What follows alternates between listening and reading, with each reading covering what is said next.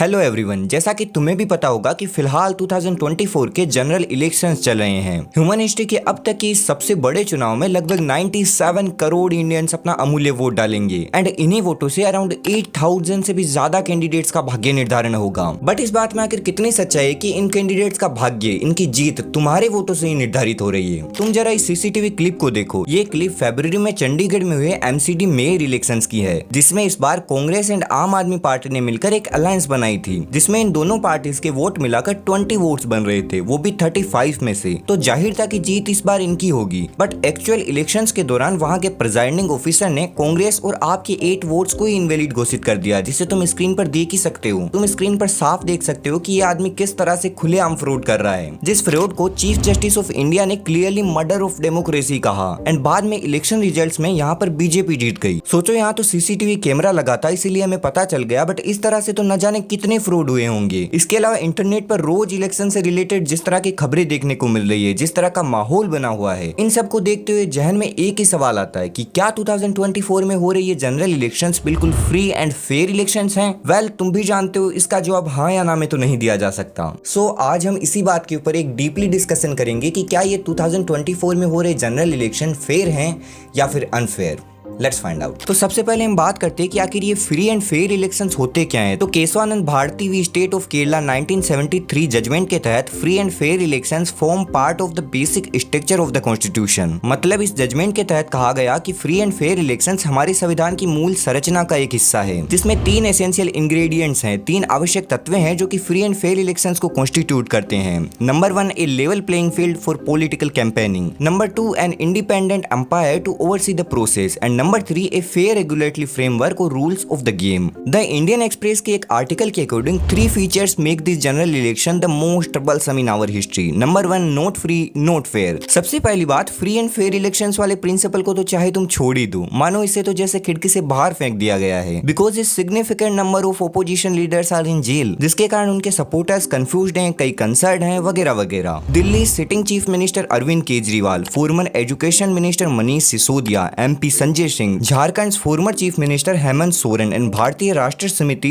के Kavitha are the key opposition leaders in jail, जिनमें से CM Arvind Kejriwal and MP Sanjay Singh को तो बेल मिल गई है, बट बाकी सब अभी भी जेल में ही है। इसके अलावा ईडी एंड सीबीआई जैसी एजेंसीज के मिसयूज के चलते लॉट ऑफ नंबर्स में opposition leaders ruling party means BJP में शामिल हो चुके हैं। आई थिंक बीजेपी का वो वॉशिंग मशीन वाला फंडा तो तुम्हें भी पता होगा। For example, the case of Maharashtra Praful Patel, he had been facing a CBI inquiry since 2017, जो कि Air India Indian Airlines merger वाले केस में करप्शन चार्जेस की इंक्वायरी के one of the main suspects थे। इसके अलावा मई 2019 में ईडी की चार्जशीट में उन पर एक बिचौलिए के माध्यम से अपनी सिविल एविएशन मिनिस्टर की पोस्ट का दुरुपयोग करने का आरोप भी लगा था। बट क्या हुआ, वो बीजेपी ज्वाइन कर लेते हैं एंड उनके बीजेपी ज्वाइन करने के कुछ ही महीनों बाद सीबीआई क्लोजर रिपोर्ट दायर करती है एंड ये सारे केस क्लोज हो जाते हैं। इंडियन एक्सप्रेस की एक रिपोर्ट में पाया गया कि 2014 के बाद सेंट्रल इन्वेस्टिगेशन एजेंसीज ने जिन प्रमुख राजनेताओं के खिलाफ कार्रवाई की, उनमें से कम 95% पॉलिटिशियंस विपक्ष में थे। जिन जिन लोगों पर करप्शन का आरोप लगा था, उन 25 ओपोजिशन लीडर्स में से 23 को 2014 के बाद से बीजेपी में शामिल होते जांच से राहत मिल गई। बीजेपी में आने के बाद उन पर कोई कार्रवाई नहीं हुई। इसके अलावा बीजेपी ने पीएमएलए मतलब prevention of money laundering act का भी खूब फायदा उठाया है। बिकॉज पीएमएलए में एक प्रावधान है कि जब तक जज साहब किसी भी सस्पेक्ट की बेगुनाही से संतुष्ट न हो जाएं, तब तक उसे कैद में रखा जाएगा। मतलब जब तक तुम इनोसेंट साबित नहीं हो जाते, तब तक तुम्हें जेल में ही रहना पड़ेगा। इस एक्ट ने पूरे न्यायशास्त्र को उलट पुलट करके रख दिया है। ओपोजिशन लीडर्स के सिर पर तो ये किसी तलवार की तरह लटक रही है। बिकॉज ऐसे में तुम्हें डराने के लिए सिर्फ एक इन्वेस्टिगेशन ही काफी है। केस हुआ, तुम जेल में गए, फिर जब तक तुम टोटली इनोसेंट साबित नहीं हो जाते, तब तक तुम्हें जेल में रहना पड़ेगा। जिसके यूज में तो बीजेपी बिल्कुल मास्टर हो चुकी है। ओपोजिशन लीडर्स को अपनी पार्टी में आने के लिए डराना, धमकाना, परेशान करना, बीजेपी ने इसमें तो महारत हासिल कर ली है। एंड सेंट्रल इन्वेस्टिगेशन एजेंसीज का भी खुलेआम किसी टूल के रूप में इस्तेमाल किया जा रहा है। जिसके बाद number 2, a biased umpire. It is expected that the election commission should be independent. चुनाव आयोग का स्वतंत्र होना बहुत ही ज्यादा जरूरी होता है। कोज एज यू नो, इलेक्शंस की सारी जिम्मेदारी होती है चुनाव आयोग की। अब अगर चुनाव आयोग ही इंडिपेंडेंट नहीं होगा, वही पक्षपात करेगा, फिर तो हम देश में फ्री एंड फेयर इलेक्शंस की कोई उम्मीद ही नहीं रख सकते। सबसे पहली बात तो सुप्रीम कोर्ट के कॉन्स्टिट्यूशनल बेंच जजमेंट को असाइड करते हुए इलेक्शंस की डेट अनाउंसमेंट के ठीक 2 दिन पहले 2 नए इलेक्शन कमिश्नर्स को अपॉइंट किया जाता है।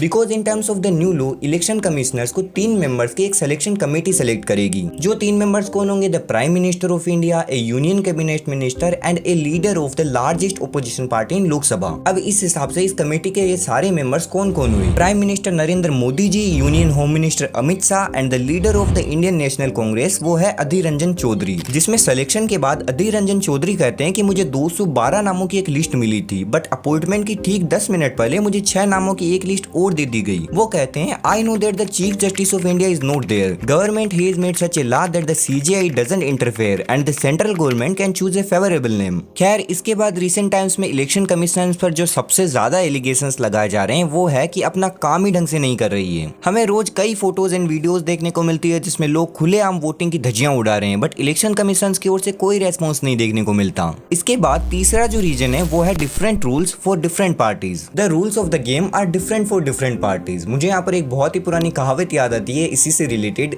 कि show me the face I will show you the law. मतलब तुम मुझे चेहरा दिखाओ, मैं तुम्हें कानून दिखाता हूँ। एंड हमारे कॉन्टेक्स्ट में ये वाली कहावत बिल्कुल फिट बैठती है। फॉर एग्जाम्पल, कांग्रेस के बैंक अकाउंट्स को फ्रीज करना, जिससे साफ पता चलता है कि इनकम टैक्स डिपार्टमेंट हाथ धोकर सिर्फ ओपोजिशन पार्टीज के पीछे पड़ी है। कांग्रेस वाला विवादित वे तो 1994-1995 का था, बट जब कांग्रेस ने 29 मार्च को अपनी प्रेस कॉन्फ्रेंस में बीजेपी द्वारा ठीक वही उल्लंघन दिखाए which deserve a plenty of Rs 4600 crore, but no notice was served by the IT department. कोई एक्शन नहीं लिया गया। वहीं लेफ्ट पार्टीज को सबको आईटी नोटिस मिले हैं, वहीं रूलिंग पार्टी को क्यों नहीं दिया गया? उसे भी तो मिलना चाहिए। जिससे साफ दिख रहा है कि रूलिंग एंड ओपोजिशन पार्टीज के लिए डिफरेंट कानून है and IT departments appear selective. इसी बीच बीजेपी ने इलेक्ट्रल बॉन्ड से लगभग 7000 करोड़ रुपए इकट्ठे किए हैं एंड जैसे जैसे इस मुद्दे की जांच बढ़ रही है, बदले में और भी गहरे और ठोस सवाल खड़े हो रहे हैं। खैर, वीडियो के एंड में मैं बस यही कहना चाहूंगा कि देखो, कोई भी इंसान या कोई भी पार्टी बिल्कुल परफेक्ट तो नहीं होती। बिल्कुल ऑनेस्टी के साथ तो कोई भी काम नहीं करते। घोटाले, करप्शन, धोखाधड़ी हमें कांग्रेस के टाइम भी देखने को मिली थी, बीजेपी की टाइम भी थी एंड आगे भी चलती रहेगी, तुम भी जानते हो। बट इसी बीच हमारे भी कुछ कर्तव्य बनते हैं कि हम लोगों को ज्यादा से ज्यादा इन्फॉर्म करें, उन्हें बताएं कि देश में चल क्या रहा है, ताकि उन्हें भी तो पता चले कि कौन सी पार्टी अच्छी है और कौन सी नहीं। एंड मैं ये नहीं कहना चाहता कि ये पार्टी अच्छी है इसे वोट दो, ये पार्टी अच्छी नहीं है इसे मत दो। वो तुम्हारा काम है, तुम्हारा दिल करे उसे वोट दो, बट तुम्हारा यही एक वोट तुम्हारी जिंदगी पर, किसी इंडिविजुअल की जिंदगी पर, तुम्हारे आसपास के लोगों पर, तुम्हारे आसपास की जगहों पर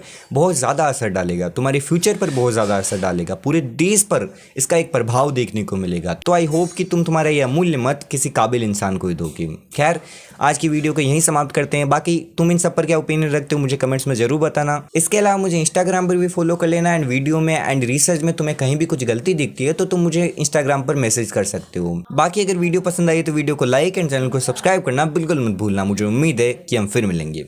बाय बाय।